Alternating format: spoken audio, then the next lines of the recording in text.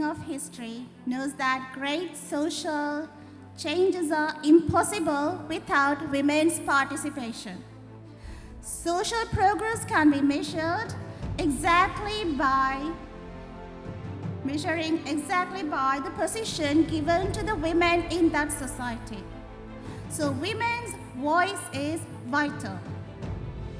Having overcome the social challenge that women are not suitable for politics, she is here with us, representing the sisterhood and always voicing for women's welfare as well as all the Sri Lankans. We are honored to have Dr. Harini Amarasuriya.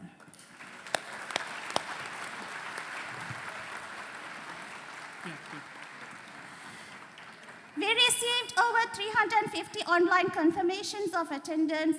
Over 120 out of them have forwarded their questions. These numbers are given a few weeks ago, but I think we would have had more questions forwarded to them. So before you address the audience, we would like to share the questions people have asked already. So we hope that you will cover those questions. The first question is, what are your short, medium, and long-term economic strategies to develop the country? How do you plan to tackle the immediate dollar crisis and debt problem? Right, the next most asked question. Let's not miss the elephant in the room. How do you plan to solve the national question? What is the NPP situation in North and East? The next question is, what steps will you take to improve public transport system and reduce the mortality from RTAs? How will you change the education system in the country? This is an interesting question. Will you guarantee to punish politicians and officials who have stolen public money and have been involved in killings such as the Easter attacks? What will you do to establish democracy, law and order? Will you abolish the PTA and other oppression laws and political prisoners? Are you ready to face any election gimmicks of opponents such as mudslinging and brainwashing of the people with politics of insecurity and fear? Next most asked question is, some people choose the NPP because they think NPP is the least bad option in Sri Lanka. How would you make it a positive choice instead? What will be your foreign policy? Final question. What would you expect from Sri Lankans who live in UK? These are the questions we have listed for you.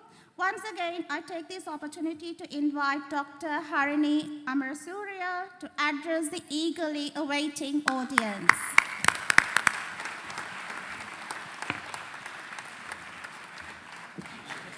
There are lots more questions, I'm sure. Let's try to continue. This is not a one-off conversation. We can continue to have this discussion.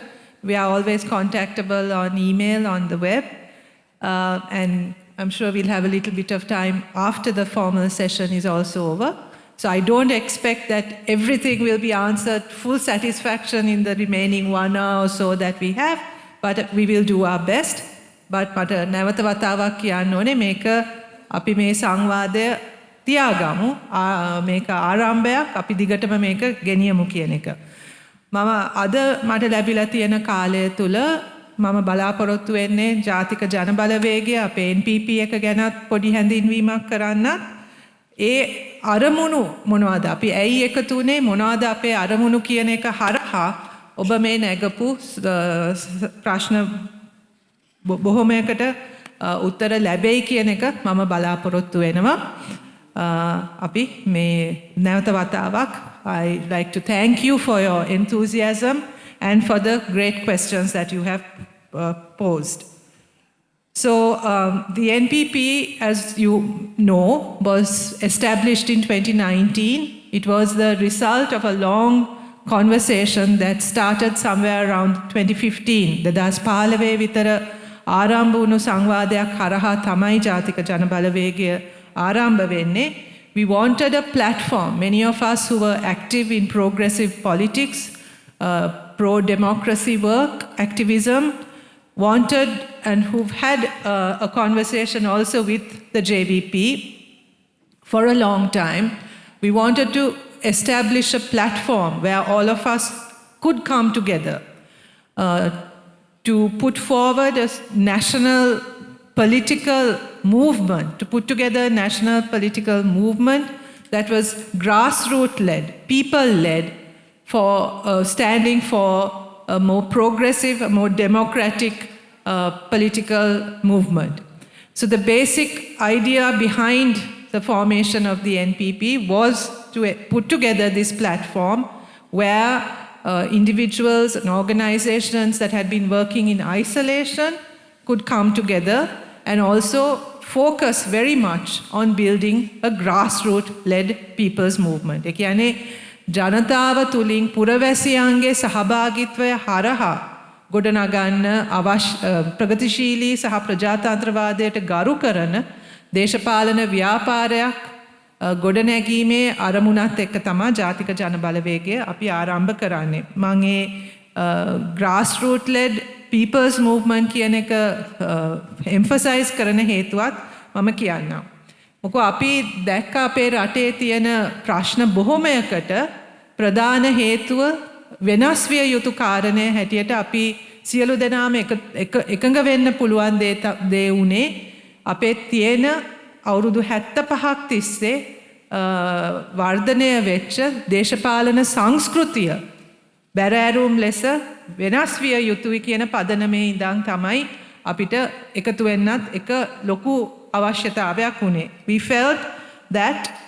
felt the need for a very different political culture. In fact, in our view, the very corrupt, nepotistic, patronage-based political culture that you now have in Sri Lanka, in our view, was the basis for some of the critical problems that the country was facing.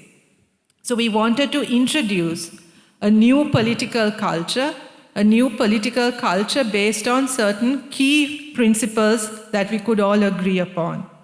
One was very obvious to us, and that was that we had to do something about the huge levels of corruption and wastage. That was a no-brainer. ඒක ඉතාමත්ම පැහැදිලි එකක්. අපේ රටේ මේ තියෙන දූෂිත සහ නාස්තිකාරී ඒ දේශපාලන සංස්කෘතිය වෙනස් විය යුතුයි කියන එක. ඒකෙන් අපි අදහස් කරේ නිකන් අර කොමිස් ගහන එක විතරක් නෙවෙයි. What we meant by corruption was not just the taking of commissions, but actually the extent to which corruption has become so institutionalized in Sri Lanka that it has totally distorted policy making and decision making structures. So a lot of people today talk about the lack of policies in our country, the fact that there is no consistency in policy making. The main reason is that policies are not based on evidence, research, or data, but purely on personal advantage and agendas. Decisions are taken not according to any kind of consistent development agenda, but rather on very personal business interests. It's as simple as that. So if people talk about the fact that we have no policy and that the country has been sort of lurching from one project to another without a proper direction, that basically because of the way in which the policy making and decision making structures have become so distorted due to the corruption that is present. So for us, it was very important that as the NPP, that we fight against this corruption and that we could pledge to the people of the country that we would investigate corruption, that we would hold those who stole or misused public money to account, and that we would prosecute those who are guilty of having robbed millions of public money. ඒක අපිට ඉතාමත්ම වැදගත් දෙයක් වුණා මේ ඇත්ත වශයෙන්ම මේ හොරකම් සහ දූෂණය ඒ තියෙන ඒව වෙනුවෙන් සටන් ඒවට එරෙහිව සටන් කිරීමත් ඒව එලි කරන එක විතරක් නෙවෙයි. නමුත් ජාතික ජනබලවේගයේ ආණ්ඩුවක් හරහා ඒවට වගකිව යුතු අයට එරෙහිව විමර්ශන කිරීමත් අපෙන් හොරකම් කරපු මුදල් නැවත ලබා ගැනීමට වැඩසටහනක් දියත් කිරීම අපේ ප්‍රධාන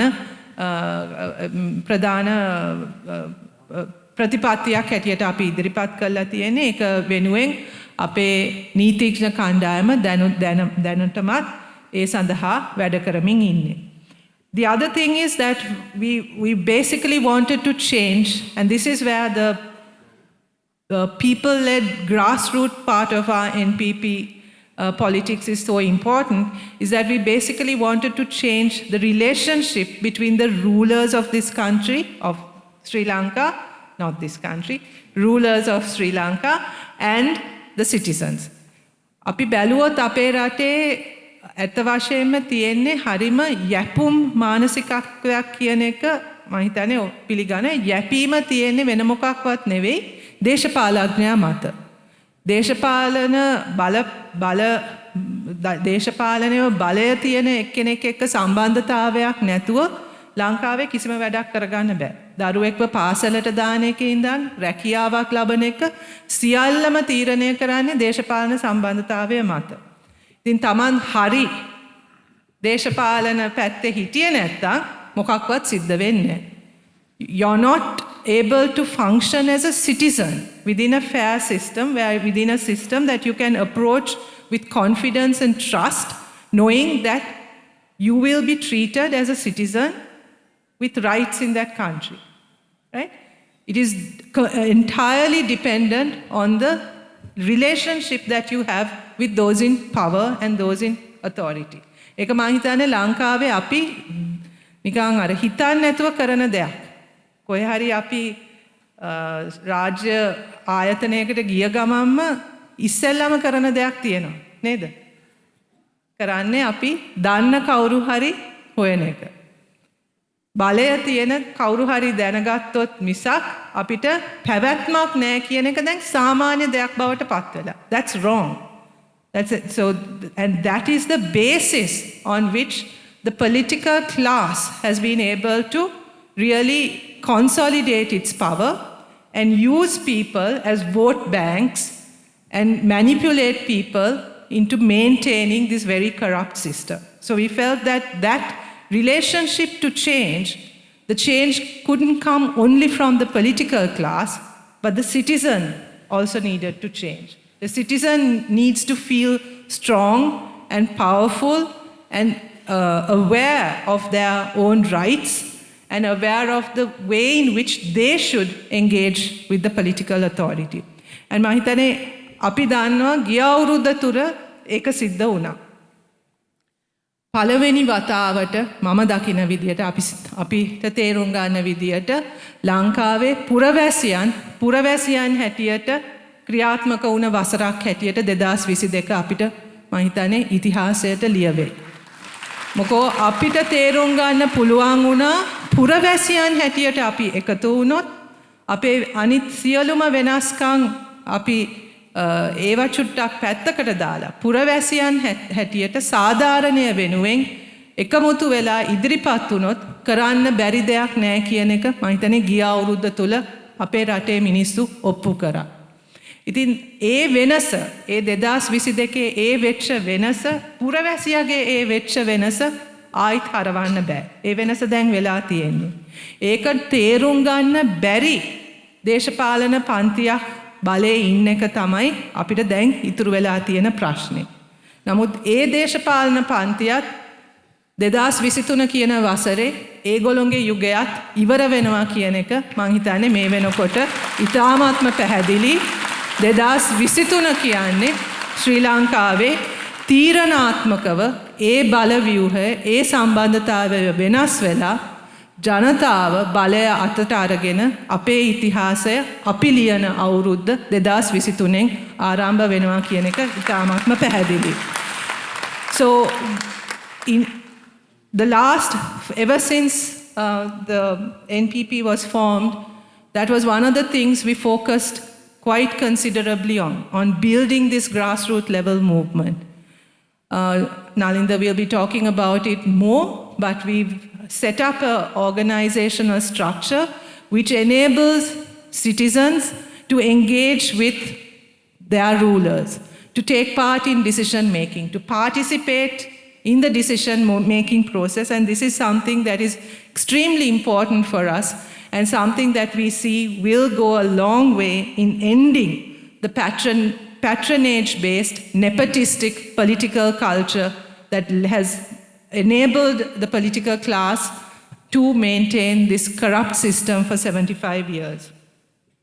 So this is not something that we are just talking about in terms of how we organize ourselves, but this is something we propose, we think, to change this, to really make this a transformative change. It is also necessary to have a new constitution.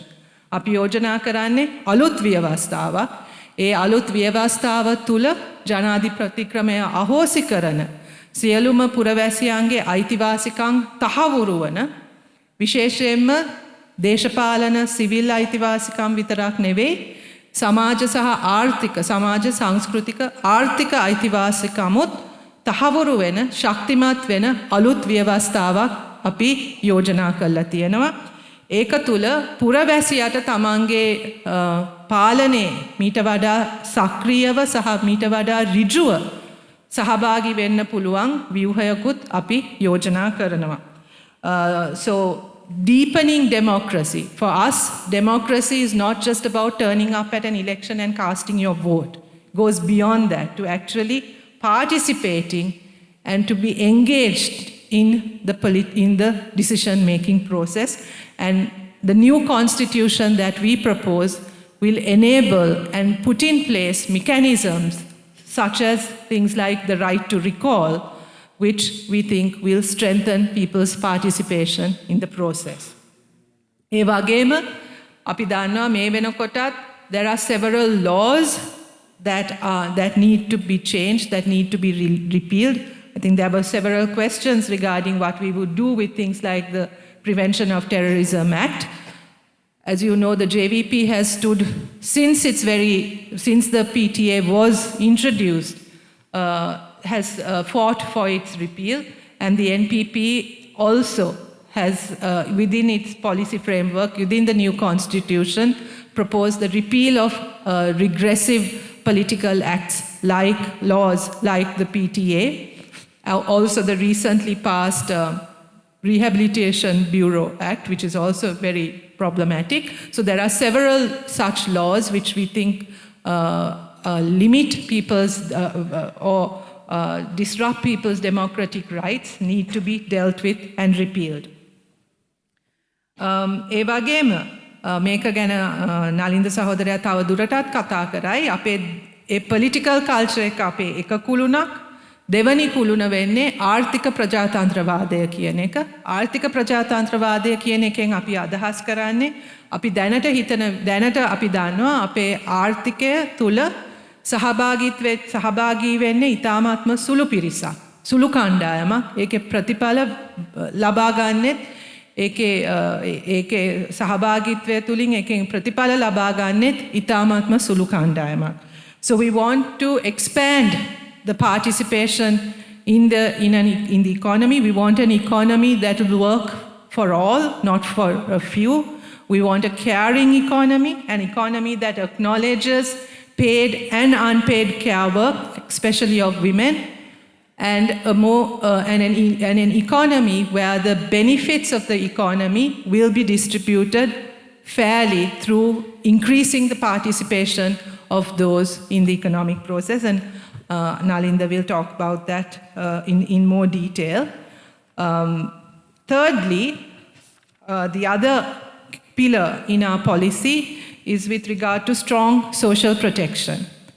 අපි දන්නවා දැන් තියෙන සමාජ ආර්ථික ක්‍රමය තුල සමාජ ආරක්ෂණය කියන එක ලැබෙන්නේ handouts හැටියට. එහෙම නැත්නම් නැති බැරි අයට කරන උදව්වක් වශයෙන්. එහෙම නෙවෙයි. අපි යෝජනා කරන සමාජ ආරක්ෂණය කියන්නේ මුලින්ම අපි කල යුත්තේ සමාජ ආරක්ෂණය තහවුරු කරන එක තුලින් සමාජ ආරක්ෂණය අවශ්‍ය වීම අඩු කරන එක. කියන්නේ තමන්ට තමන්ගේ ශක්තියෙන් ජීවත් වෙන හැකියාව තමයි පුරවැසියා ඉල්ලන්නේ. කාව මත හරි යැපෙන්න නෙවෙයි. නමුත් ඒ යැපෙන සමාජ සමාජ ඒ විදියට ඒවා හැදිලා තියෙන්නෙම අර මම නැවත කිව්ව විදියට අර මුලින්ම කිව්ව විදියට අර දේශපාලන බල කඳවුර පවත්වාගෙන යෑමට ඒ යැපීම අවශ්‍යයි. ඉතින් අපි බැලුවොත් උදාහරණයක් ඇටියට 1994 ඉන්ට්‍රොඩියුස් වෙච්ච සමෘද්ධියක එන්න වැඩි වෙනවා මිසක් අඩු කරන්න මේ පාලනයට බැරි වෙලා තියෙනවා. මොකෝ ඒගොල්ලොන්ගේ අරමුණම දුප්පත්කමේ මිනිස්සු තියාගන්න එක. මොකෝ ඒ හරහා තමයි ඒගොල්ලොන්ගේ බලය පවත්වාගෙන යන්න පුළුවන් වෙන්නේ. So we want to put in place systems that will alleviate poverty and that will allow people to stand on their own feet through, but also be able to have assurances that their basic rights will be met. Things like health, education, public transport, these things are not services. These are rights that people have, which have to be protected, and we think the state has a responsibility to protect those. අනිත් එක තමයි මේක මම ටිකක් මේක පොඩක් විස්තරාත්මකව කතා කරන්න කියලා හිතුවා. මොකෝ මේක පිළිබඳ ප්‍රශ්න රාශියක් මතුවලා තියෙන නිසා. ඔබ දන්නවා අපි සාමාන්‍යයෙන් ජාතික ජන බලවේගයේ ප්‍රතිපත්ති ගැන කතා කරනකොට එහෙමත් නැත්නම් අපේ දේශපාලන ස්ථාවරය ගැන කතා කරනකොට අපේ ස්ලෝගන් එකක් තියෙනවා මේ වෙනකොට සමාජගත වෙලා තියෙන එකක් 75 වසරක සාපය කියලා. ඒක බොහෝ වෙලාවට මිනිස්සු තේරුම් ගන්නේ ආර්ථිකව අපිට වෙලා තියෙන ප්‍රශ්න පිළිබඳ හිතලා තමයි. මේ ආර්ථිකව රට බංකොලොත් උනේ මේ 75 වසරේ සාපය නිසා. ඒක හරි. නමුත් ඒගොල්ලෝ මේ දේශපාලන අධිකාරිය, මේ දේශපාලන පන්තිය විනාශ කරේ අපේ ආර්ථිකය විතරක් නෙවෙයි. ඔවුන් අපේ සමාජයත් විනාශ කරා. අපේ සංස්කෘතිය විනාශ කරා. They destroyed whatever our bonds, our communities, our families as well. Today, there are many of you here who are probably, the majority of you have loved ones, have relations, have friends back home that you worry about. Today, parents in Sri Lanka, the main objective is to figure out how to send their child out of Sri Lanka. That's not how families should be. It's one thing to leave, to migrate because that's your choice, because you've made that choice because you want to, but it's another thing to have to leave a country out of desperation, out of lack, or out of a sense of hopelessness. This is what 75 years have done to us, brought us to a level where people are no longer able to dream, have dreams, have hope, have expectations, have aspirations, right? And through that, what has happened is that the social and cultural fabric of our country has been severely damaged. The sense of identity, of sense of belonging, this has been destroyed. So for 75 years, especially with the way the traditional political parties understood democracy, the implication has been that we live in a very majoritarian society, where minority voices are silenced, whether the minority is based on ethnicity, religion, caste, sexual identity, gender identity, any kind of difference, any kind of cultural identity has been silenced. So this is as much of a problem for our country to deal with as the economic issues that we are dealing with. For 75 years, political parties have maintained power based on ethno-religious nationalisms, on propagating ethno-religious nationalisms, communalism, and a majoritarian worldview. this has been the chosen go-to method for remaining in power, for mobilizing their constituencies.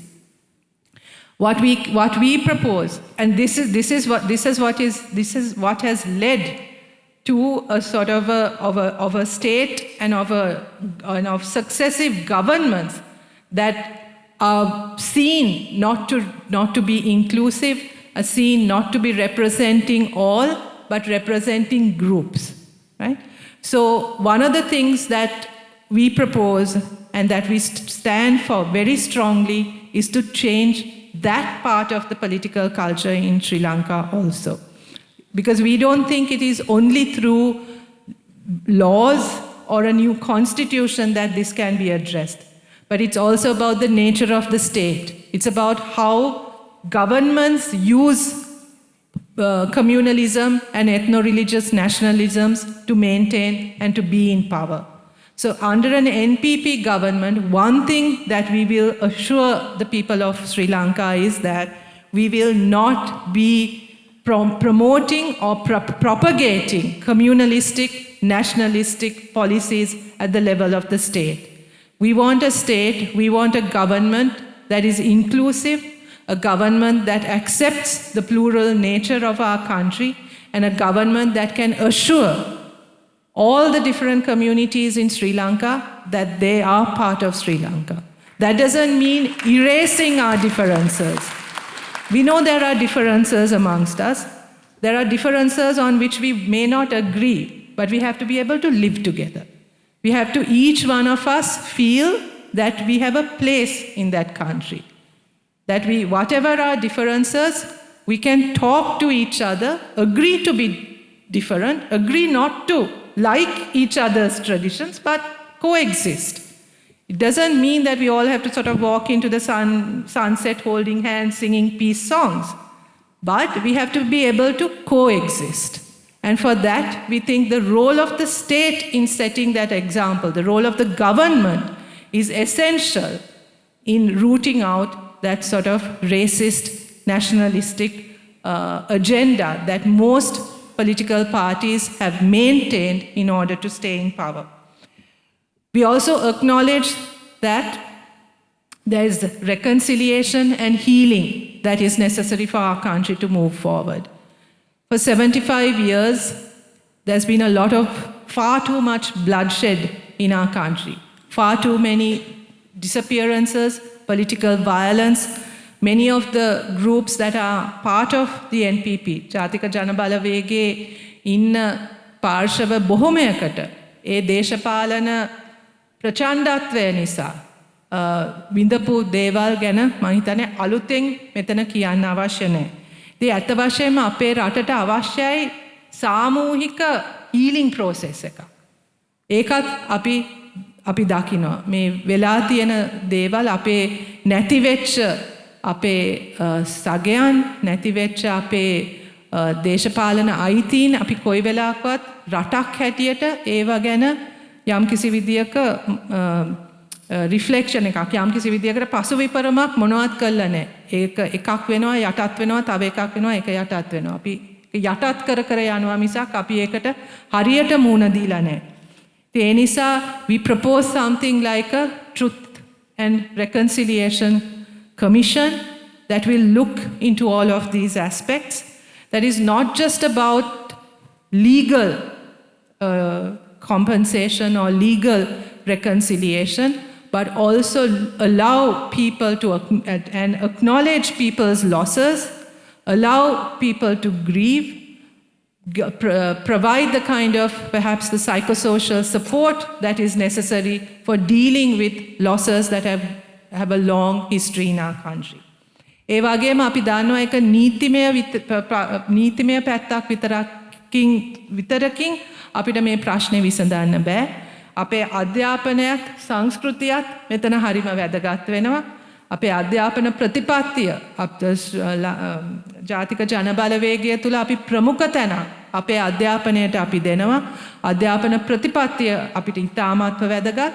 අධ්‍යාපනය තුලින් අපි බලාපොරොත්තු වෙන්නේ වැඩ කරන ජනතා වැඩ කරන්න කාවරි රැකියාවක් කරන කෙනෙක්ව පුහුණු කිරීම විතරක් නෙවෙයි රටට අවශ්‍ය ඒ පුරවැසියා නිර්මාණය කරන අධ්‍යාපනයක්. ඒ කියන්නේ අපේ වගේ රටක ප්‍රජාතන්ත්‍රවාදී මූලධර්මවලට ගරු කරන විවිධත්වය බාර ගන්න පුළුවන් සමාජ වගකීමක් දැනෙන පුරවැසියෝ බිහි කරන අධ්‍යාපන ක්‍රමයක් අපිට අවශ්‍යයි.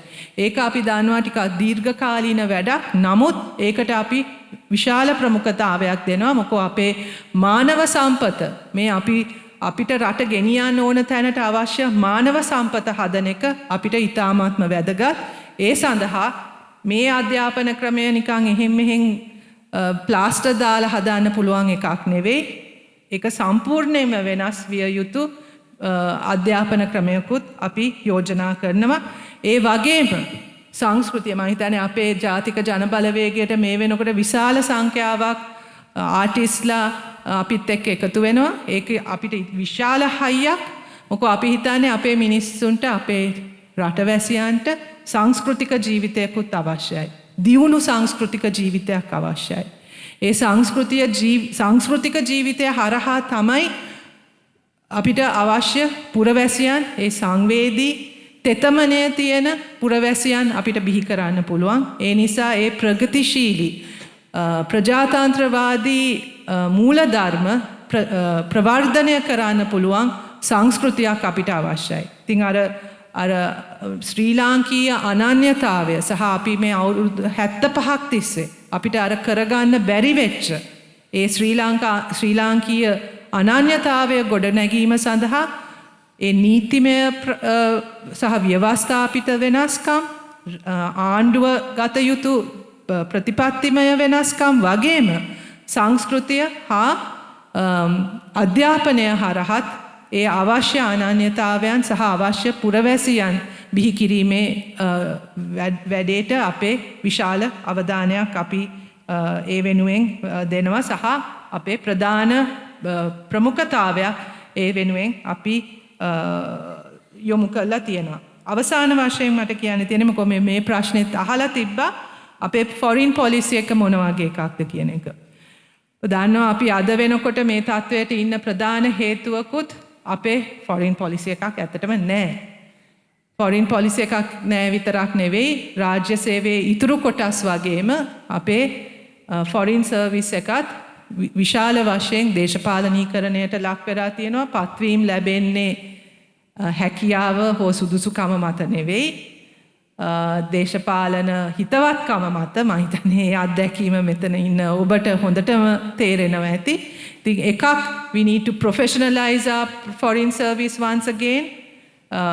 Make sure that it's the people with the skills and capacity that are in those places.